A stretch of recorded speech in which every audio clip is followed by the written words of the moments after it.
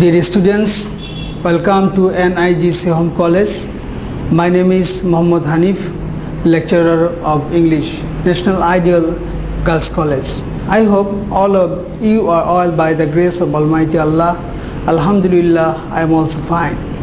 Today, I am going to take the class of identification of parts of speech, second part. Last class I have discussed different kind of parts of speech, and at the same time I have shown different kind of identification of parts of speech.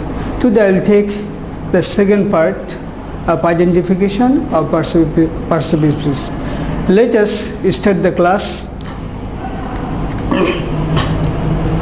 Dear students, look at the sentences of the board. One number, I watched a show last class. I watched a show last class. আমি দেখেছিলাম একটা show গত রাত্রে. So show, what type of parts of speech is show? We know that before the noun we all time set up a article, and after article we use noun. অর্থাৎ আর্টিকেলের পরে আমরা noun ব্যবহার করি. তাহলে এখানে শোটা এখানে ভার্ব না, একটা নাউন হিসেবে ব্যবহার হচ্ছে. আবার দেখো, show me you ID card. যদি আমরা খেয়াল করি, এখানে এই শোটি নাউন, আর এখানে এই শোটি হলো verb. Show me your ID card, তোমার কার্ডটি আমাকে দেখাও. তার মানে এখানে শো দিয়ে দেখানো অর্থে ব্যবহার হয়েছে, অর্থাৎ ভার্বের কাজ করছে. আবার দেখো 3 নম্বরে, he lives in Dhaka. He lives in Dhaka. যদি আমরা খেয়াল করি, এখানে এই যে ইন, এটি প্রিপোজিশন হিসেবে কাজ করছে, কারণ আমরা বারবারই বলেছি যে আইডেন্টিফিকেশন অফ পার্টস অফ স্পিচের ক্ষেত্রে ওয়ার্ডটি বিভিন্ন ধরনের পার্টস অফ স্পিচে পরিণত হতে পারে, অর্থাৎ এর অবস্থানের উপরে ডিপেন্ড করে. যদি আমরা খেয়াল করি, এই যে এই ওয়ার্ডটি এই নাউনের পূর্বে ব্যবহার হচ্ছে, আর আমরা জানি যে প্রিপোজিশন কোনো নাউন বা প্রনাউনের পূর্বে বসে একটা সম্পর্ক সেন্টেন্সের সাথে একটা সম্পর্ক স্থাপন করে. সুতরাং এখানে এই ইনটা হলো প্রিপোজিশন. আবার যদি আমরা খেয়াল করি 4 নম্বরে দেখো, কাম ইন, ভিতরে আসো. আমরা জানি যে অ্যাডভার্ব সবসময় ভার্বকে মডিফাই করে, অ্যাডজেক্টিভকে অথবা অন্য আরেকটা অ্যাডভার্বকে মডিফাই করে. তাহলে what is adverb? The adverb modifies any verb, adjective or other adverb. অর্থাৎ যদি আমরা ভার্বকে প্রশ্ন করি যে কোথায় আসো, তাহলে আমরা উত্তর পাবো হলো ভিতরে আসো. সুতরাং যে উত্তরটা আমরা পাবো সেটাই অ্যাডভার্ব. সুতরাং এখানে ইনটা অ্যাডভার্ব হিসেবে কাজ করছে, অর্থাৎ একবার এখানে ইনটা প্রিপোজিশন হিসেবে কাজ করছে, আর এইখানে ইনটা অ্যাডভার্ব হিসেবে কাজ করছে. 5 নম্বরে দেখা যাক, গো আউট.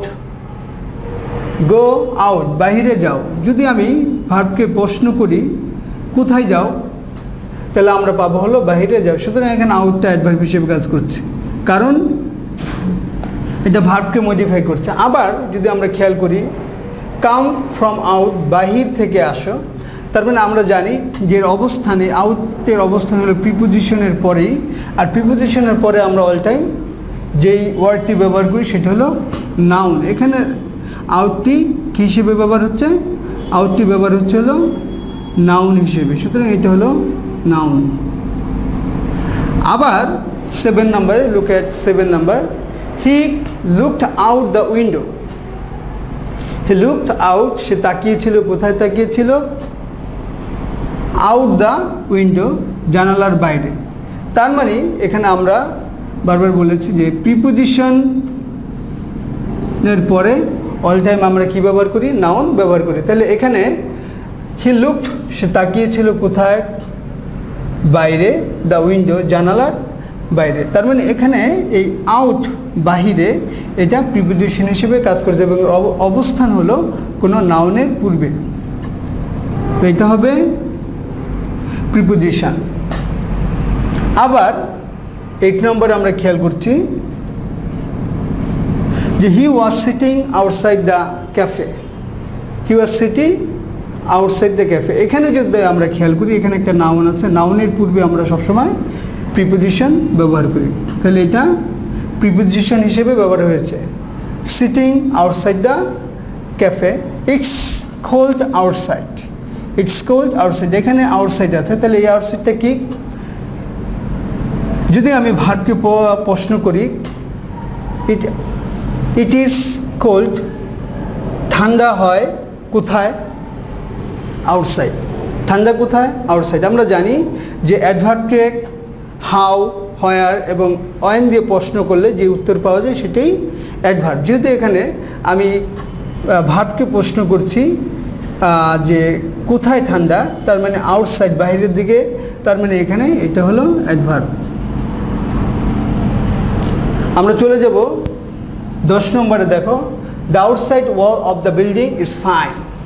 যদি আমরা খেয়াল করি এখানে যে আউটসাইডটি এখানে দেওয়া আছে, the outside wall, the outside wall. যদি এটা the beautiful wall of the building এরকমও হতো, অর্থাৎ নাউনের পূর্বে একটা শব্দ যেটা নাউনকে মডিফাই করে, সেটা হলো অ্যাডজেক্টিভ। আর আমরা জানি যে এটা নাউনের পূর্বে যখন কোনো ওয়ার্ডকে মডিফাই করে তখন সেটা অ্যাডজেক্টিভ হয়। এছাড়াও যদি পাশাপাশি দুইটি নাউন থাকে সেক্ষেত্রে পূর্বের নাউনটি অ্যাডজেক্টিভ হিসেবে কাজ করে। যেমন যদি আমরা বলি, যেমন হি গোজ টু স্কুল, স্কুল একটা নাউন। আবার যদি বলি দ্য স্কুল বয়, খেয়াল করো এখানে দুইটা নাউন আছে, স্কুল একটা নাউন, বয় একটা noun. But in this case the school is adjective. দুইটা নাউন পাশাপাশি বসলে পূর্বের নাউনটি অ্যাডজেক্টিভের মতো কাজ করে। So in this regard this is a adjective. আবার খেয়াল করো, the house does not look very impressive from outside. বাইরে থেকে মনোমুগ্ধকর বা সুন্দর মনে হয় না। তাহলে এখানে এই যে প্রিপোজিশনের পরে আমরা বারবার বলেছি যে প্রিপোজিশনের পরে কি হয়? প্রিপোজিশনের পরে অল টাইম নাউন ব্যবহার হয়। তার মানে এখানে নাউন ব্যবহার হয়েছে। Dear students, look at the sentences. প্রথমে আউটসাইডটি প্রিপোজিশন, অ্যাডভার্ব, অ্যাডজেক্টিভ এবং নাউন হিসেবে ব্যবহার হয়েছে এর অবস্থানের কারণে। আবার 12 নম্বরে যাও, he is well, he plays well, he is well, সে হয় ভালো। যদি আমরা খেয়াল করি এই ভালোটা সে, আমরা জানি যে অ্যাডজেক্টিভ কি? যে ওয়ার্ডটি কোনো নাউন বা প্রনাউনকে কোয়ালিফাই করে। The word qualifies the noun and pronoun is called adjective. So এখানে যদি আমরা খেয়াল করি সে হয়, যদি আমি সাবজেক্ট, এটা হলো লিঙ্কিং ভার্ব, তাহলে সে হয় কি? সে হয় ভালো। সাধারণত লিঙ্কিং ভার্বের পরে হয় নাউন বা অ্যাডজেক্টিভ ব্যবহার হয়। এখানে অয়েলটি অ্যাডজেক্টিভ হিসেবে কাজ করছে, সুতরাং এটা হলো অ্যাডজেক্টিভ। আবার দেখো, হি প্লেস অয়েল, এখানে অয়েল আছে, তবে এটা ভার্বকে মডিফাই করছে, সে খেলে। যদি আমি ভার্বকে কোশ্চেন করি, সে কিভাবে খেলে? সে ভালোভাবে খেলে। তার মানে এখানে ভার্বকে মডিফাই করতে, সুতরাং এই অ্যাডভার্ব, এটা হবে অ্যাডভার্ব অয়েলটি। Dear students, look at the sentences. Down, down, down and downed. 14 নম্বরে দেখো, the little girl fell down, ছোট বালিকাটি নিচে পড়ে গেল। পড়ে গেল কোথায়? নিচে।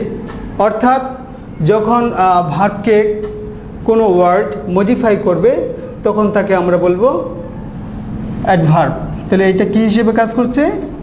এটা হলো অ্যাডভার্ব হিসেবে কাজ করছে, ফেল ডাউন। আবার দেখো 15 নম্বর, he ran down the train, ran down the hill, সে দৌড়ালো কি? যে পাহাড় আছে পাহাড়ের নিচে। তাহলে এখানে এই ডাউনটা প্রিপোজিশন হিসেবে কাজ করছে, তাহলে এটাকে আমরা বলতে পারবো হলো প্রিপোজিশন। তাহলে আমরা জানি যে প্রিপোজিশনের পরে কি থাকে? অল টাইম নাউন থাকে। এখানে হিলটা নাউন হিসেবে কাজ করছে। আবার দেখো, হি কট দ্য ডাউন ট্রেন, সে ধরলো নিম্নগামী একটি ট্রেনকে। এখানে দেখো এই ট্রেনটা কি? সে ধরলো একটি ট্রেন। কি ট্রেন, ডাউন ট্রেন। তার মানে হলো এখানে এই ডাউনটি এখানে অ্যাডজেক্টিভ হিসেবে কাজ করছে।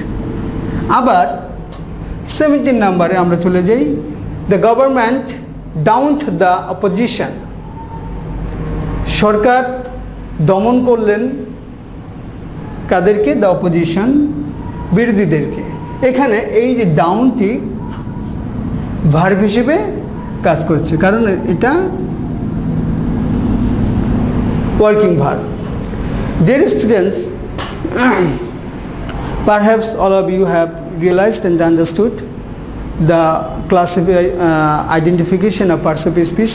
That means one word can be different kind of parts of speech according to its position. I hope all of you have realized and understood. If does not understand any kind of topics, of course you can call me by this number or inform me by this messenger. So today I will finish here. Study regularly and obey the rules of the hygiene. I will finish here. So see you next time with another topics. Allah Hafiz.